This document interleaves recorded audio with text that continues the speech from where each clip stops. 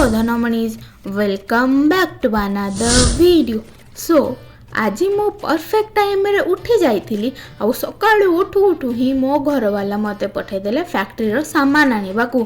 Factory रो सामान आनिकी मु fresh हेकी brush करिकी बाहरी पड़थली कॉलेज आ ब्रेकफास्ट रे खाइथली चूड़ा। हाँ भाई किछि दिन हला मु चूड़ा खाउची कारण मोर टिके हेल्थ इशू रहउची। देन आमे चली जाइथिलु कॉलेज आ कॉलेज जाइकी आमे जानिबाकू पाइथिलु जे आज अछि +2 पिलांग एग्जाम जहा फल रे कि आमुकू कॉलेज को एंट्री 10:30 रे मिलिबो।